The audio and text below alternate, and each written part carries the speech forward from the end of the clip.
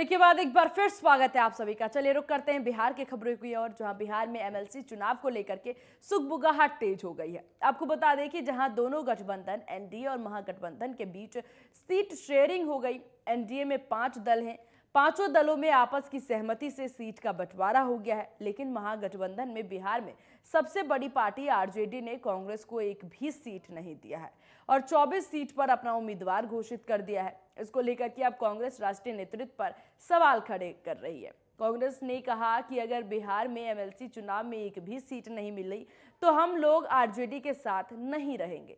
कांग्रेस के इस रवैये पर आरजेडी प्रवक्ता मृत्युंजय तिवारी ने कहा कि कौन क्या बोलता है फर्क नहीं पड़ता। बिहार में कांग्रेस हमको समर्थन दे, हम केंद्र में उनको समर्थन देंगे। कांग्रेस पार्टी, देखिए कांग्रेस के कौन नेता क्या बोल रहे हैं, पर्सनल किसी के बारे में हमें जानकारी नहीं है, ना इस पर हम कोई प्रतिक्रिया देंगे। कांग्रेस पार्टी की राष्ट्रीय अध्यक्षा हैं आदरणीय सोनिया गांधी जी, श्री राहुल गांधी जी, आदरणीय लालू प्रसाद जी, श्री तेजस्वी यादव जी, ये लोग के बीच में बात होती है। अब कांग्रेस पार्टी के साथ राष्ट्रीय स्तर पर हम लोग रहते हैं। हम तो कांग्रेस पार्टी से बिहार को छोड़ करके कोई दूसरे राज्यों में तो सीट मांगने, टिकट मांगने नहीं जाते हैं।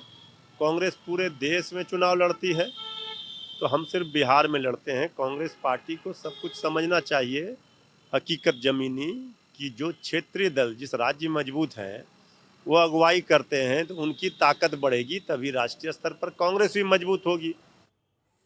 वहीं केंद्रीय मंत्री आरसीपी सिंह ने विशेष राज्य के दर्जे की मांग को लेकर के बयान दिया है। उन्होंने कहा कि विशेष राज्य के दर्जे के बारे में कोई गतिरोध नहीं है। 2010 से हमारे नेता इस बात को उठाते रहे हैं। आरसीपी सिंह ने कहा, हमारे कई सारे विकास के जो मानक हैं जिसमें हम पीछे हैं, यही कारण है कि हमें विशेष राज्य का दर्जा चाहिए। हम लोग हमेशा केंद्र से अनुरोध करते हैं, आज भी अनुरोध कर रहे हैं।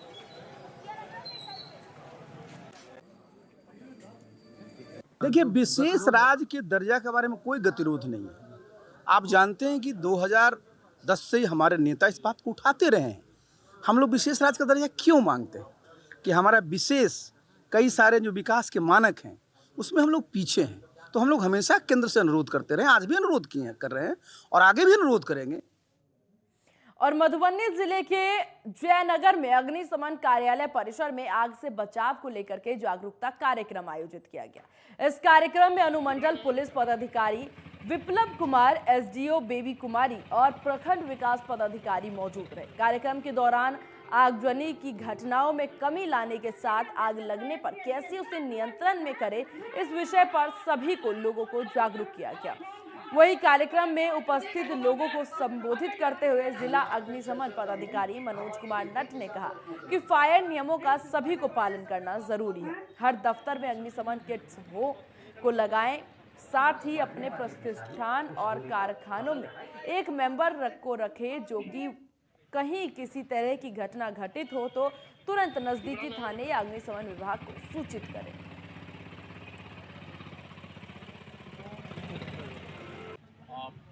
महानिदेशक महासमास्टर महोदय श्री शोभा उत्कर मैडम के अध्यक्षता में उनके द्वारा यह रात दिन कोशिश किया जा रहा है कि जितनी भी आग की घटनाएं हो रही है और बड़े पैमाने पर जाल माल की जो क्षति हो रही है उससे निपटने के लिए उनके द्वारा इस राज्य के सभी जिलों में नुक्कड़ नाटक और एलईडी की टीम को घुमाया जा रहा है ताकि वहाँ के जो आम नागरिक हैं वो ज़्यादा से ज़्यादा अग्नि से सुरक्षा और बचाव को समझ सकें और अपने को सुरक्षित रख सकें।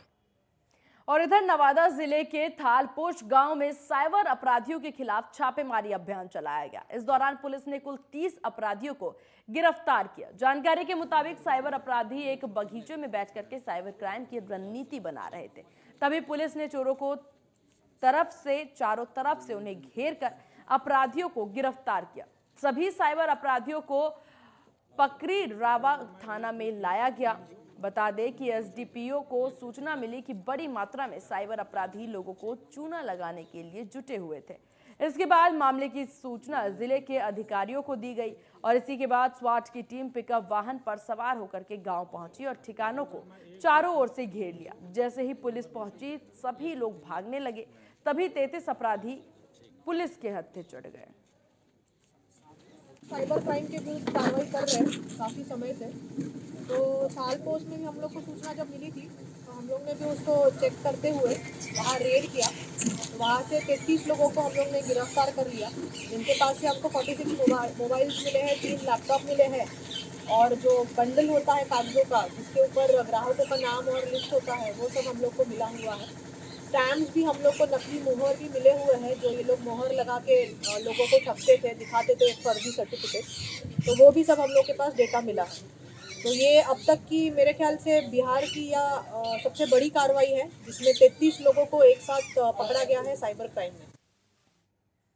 वहीं मधुबनी जिले के हरलाखी थाना क्षेत्र अंतर्गत इंडो नेपाल बॉर्डर पर तैनात 48वीं वाहिनी सशस्त्र सीमा बल के जवानों ने मैजिक पिकअप वैन से 3300 बोतल शराब बरामद की। सुरक्षा बलों ने इसके साथ एक तस्कर को गिरफ्तार कर थाना पुलिस को सुपुर्द कर दिया। गिरफ्तार तस्कर की पहचान धनेश्वर यादव के रूप में हुई है, जबकि वाहन चालक समेत अन्य कई तस्कर भागने में सफल हो गए। जानकारी के मुताबिक मंगलवार की देर शाम नाका पार्टी के टीम लीडर बड़े सूर्यकांत के नेतृत्व में head constable Praveen Kumar, Dilip Kumar, constable Shiv Kumar, Dhirendra Kumar करीब आधा किलोमीटर भारतीय क्षेत्र में ड्यूटी पर तैनात थे। वहीं इसी दौरान नेपाल से शराब की बोरी ले जाते हुए तस्कर को देखा गया, जिसके बाद त्वरित कार्रवाई करते हुए एसएसबी ने तस्कर को धर दबोचा।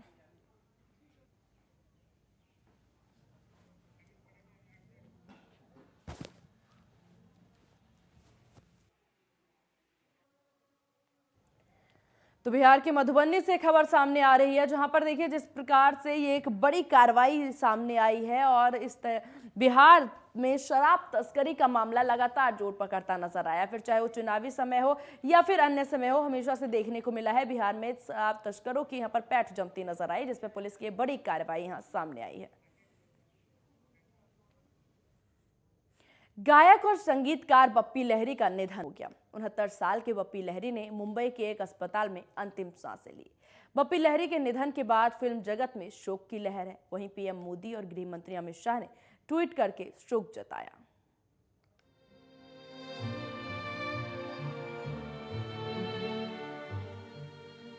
बप्पी दा के नाम से मशहूर संगीतकार बप्पी लहरी इस दुनिया में नहीं रहे। भारतीय फिल्म संगीत में लोक और शास्त्रीय संगीत की परंपरा से अलग बप्पी लहरी ने साजों पर ऐसे स्वर छेड़े कि जमाना झूमने लगा। भारतीय संगीत में 80 के दशक में वो दौर आया जब डिस्को और पॉप संगीत के लिए युवाओं का मन मचलने लगा था। ऐसे समय में तरह तरह के गहनों से लदे और आंखों पर काला चश्मा लगाए बप्पी लहरी ने विविध रेंज में ऐसी धुनें दी जिन पर हर कोई मस्त हो गया, दीवाना हो गया। ये वही दौर था जब युवा पीढ़ी थिरक रही थी और गा रही थी I am a disco dancer. Mithun Chakraborty star थे और बप्पी लहरी की धुनों पर निकले तराने तो मानो मिथुन के लिए ही बने थे। ये तो मुंबई फिल्म जगत की बात थी, लेकिन दूर दूर कस्बों के सांस्कृतिक आयोजनों में रंग बिरंगे भड़कते से ड्रेस पहनकर तेज बीट पर डांस करने वालों की जुबा पर तम्मा तम्मा जैसे गीत होते थे। ये भारतीय फिल्म संगीत का एक ऐसा पड़ाव था जो अपने पिछले 4 दशक के संगीत के मिजाज से कुछ हटकर नजर आ रहा था। ऐसा नहीं कि तेज रिदम में गीत संगीत की झलक नहीं दिखी। शंकर जयकिशन के ऑर्केस्ट्रा में 100 से ज्यादा साजिदों ने साजों की झंकार भरी।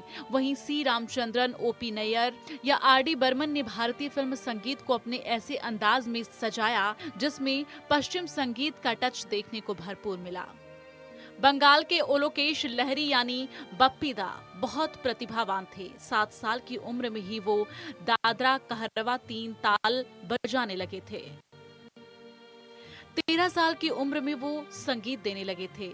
19 साल की उम्र में वो कलकत्ता से मुंबई आ गए थे और देखते ही देखते वो कब रॉकस्टार बन गए। कई गीत बप्पी लहरी ने गाए। बप्पी लहरी का घराना संगीत का घराना था। मुंबई से आया मेरा दोस्त, जिम्मी जिम्मी आजा जैसे कई तराने हैं, लेकिन बप्पी लहरी ने तेज रिदम पर गीत बनाए और गाए हों ऐसा नहीं। भारतीय शास्त्रीय संगीत पर उनकी पकड़, जमाने ने उनसे किसी नजर को तेरा इंतजार आज भी है और कभी अलविदा न कहना जैसे गीतों का संगीत बप्पी लहरी के साजों से निकला था। बप्पी लहरी का जीने का और संगीत की दुनिया में रमने का एक अंदाज था। उन्हें गहनों का शौक था। एयरपोर्ट हो या म्यूजिक स्टूडियो या बंगाल के मल्हारों के साथ नौका विहार, बप्पी दा अपने इसी पहचान के साथ नजर आए। पॉप रॉक संगीत को उन्होंने भारतीय फिल्म संगीत से जोड़ा। माइकल जैक्सन जब मुंबई में अपना शो देने के लिए आए थे तो बप्पी लहरी को अपने शो में आमंत्रित किया था। बप्पी लहरी की माइकल जैक्सन के अंदाज से मिलते जुलते थे। तेज बीट पर वो आयोजन लोगों की यादों में है। बप्पी लहरी डिस्को में चमक दमक के साथ थे। ऐसा नहीं कि बप्पी लहरी के हिंदी गीतों में पॉप के प्रयोग एकदम स्वीकार किए गए हों। तब उनके संगीत पर आवाजें भी उठी थीं, लेकिन बप्पी लहरी ने इसकी परवाह नहीं की।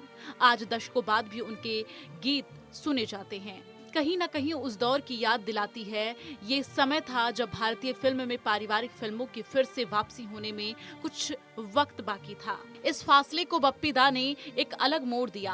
बप्पी लहरी का संगीत ऑर्केस्ट्रा का शोर भर नहीं था। उसमें कुछ ऐसा था जो गुनगुनाया जा सके, जो ताजगी का एहसास कराता था। बप्पी लहरी को देश में पॉप कल्चर लाने के लिए जाना जाता है। हिंदी संगीत में पॉप मिश्रण करने के कारण उन्हें भारी विरोध का सामना भी करना पड़ा। कई लोगों ने उनके संगीत को फूहड़ भी कहा, लेकिन बप्पी लहरी ने उनकी बातों को दिल से नहीं लिया और अपने काम में लगे रहे। आज उनके गीत हर किसी के जुबान पर हैं, डीजे और पार्टियों की शान है। बप्पी दा के नाम से मशहूर बप्पी लहरी ने म्यूजिक इंडस्ट्री में अपनी धुन और गानों से एक अलग तरह का ही राग छोड़ा था। बप्पी दा के नाम से मशहूर बप्पी लहरी ने म्यूजिक इंडस्ट्री में अपनी धुन और गानों से एक अलग तरह का ही राग छेड़ा था। उनको सोना पहनना और हमेशा चश्मा लगाकर रहना बेहद पसंद था। गले में सोने की मोटी मोटी चेन और हाथ में बड़ी बड़ी अंगूठियां समेत सोने के ढेर सारे गहने पहनना उनकी पहचान थी। बप्पी लहरी प्रसिद्ध संगीतकार एल्विस प्रेस्ले से बहुत प्रभावित थे। एल्विस प्रेस्ले को सोने के गहने पहनने का शौक था। उनको देखकर बप्पी लहरी को भी गहने पहनने का शौक हुआ। एल्विस प्रेस्ले सोने को अपने लिए लकी मानते थे। 1970 से 80 के दशक में बप्पी लहरी के गानों ने धूम मचा दी थी। फिल्म चलते चलते, डिस्को डांसर और शराबी जैसी फिल्मों में उनके गाने लोगों की जुबां पर आज तक सुनाई देते हैं। उनका आखिरी गाना साल 2020 में फिल्म बागी 3 के लिए भंकस था। बॉलीवुड जगत के सुपरस्टार बप्पी लहरी अब इस दुनिया में नहीं रहे। जी हाँ, मुंबई के इसी अस्पताल में उनका इलाज चल रहा था। वो काफ़ी दिनों से बीमार थे। उनका जो लंग्स है, वो किडनी है, वो प्रॉपर तरीके से काम नहीं कर रहा था, जिसके कारण उन्हें लगातार सांस लेने में दिक्कतों का सामना करना पड़ रहा था। आपको बता दूं कि टाइगर श्रॉफ और श्रद्धा कपूर का जो फिल्म था बागी 3, उन्होंने उसमें बप्पी लहरी का आखिरी गाना था और उस गाने का नाम था बंकस, और यही जो है बप्पी लहरी का आखिरी गाना था। लेकिन अब बप्पी लहरी अब इस दुनिया में नहीं रहे। कैमरामैन मनीष मिश्रा के साथ राजन मिश्रा, मुंबई, नेटवर्क 10।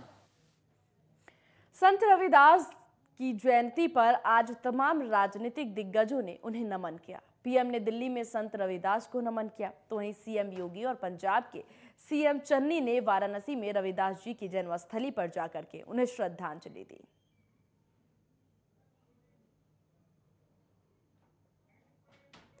और साथ ही साथ तमाम दिग्गज यहां पर पहुंचे थे, जहां हर कोई उन्हें नमन करता नजर आया और कई कार्यक्रम में भी सभी राजनीतिक दल वहां पहुंचे थे। देश भर में बुधवार को संत रविदास की 645वीं जयंती मनाई गई। चारों तरफ रविदास जयंती को लेकर उत्साह देखने को मिला। दरअसल मान्यता है कि संत रविदास का जन्म माघ पूर्णिमा के दिन रविवार को हुआ था। इसी वजह से उनका नाम भी रविदास रखा गया था और आज भी माघ पूर्णिमा है, इसीलिए आज के दिन को संत रविदास की जयंती के रूप में मनाया जाता है। आपको बता दें कि संत रविदास को कबीर दास की गुरु भाई के रूप में भी जाना जाता है।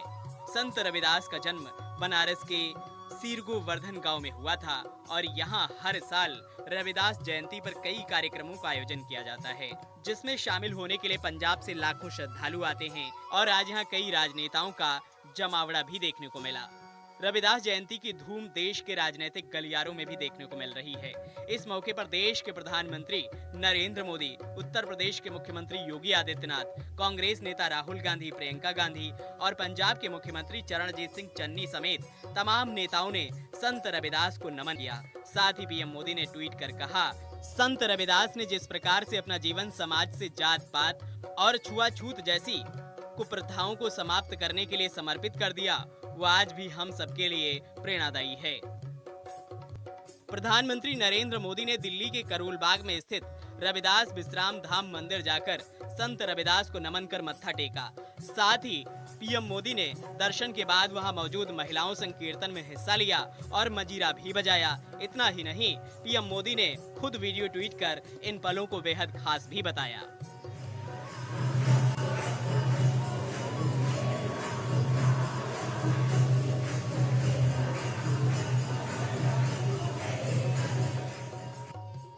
वहीं दूसरी तरफ संत रविदास की जन्मस्थली पर भी कई दिग्गजों का जमावड़ा देखने को मिला।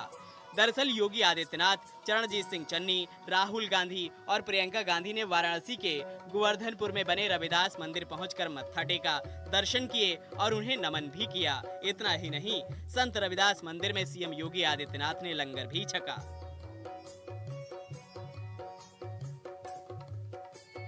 साथ ही सीएम योगी ने ये भी कहा कि सदगुरु का रास्ता सामाजिक समरसता के लिए जरूरी है, उस पर सबको चलना चाहिए। पीएम के नेतृत्व में सतगुरु के विचारों को जन जन तक पहुंचाने का कार्य हो रहा है।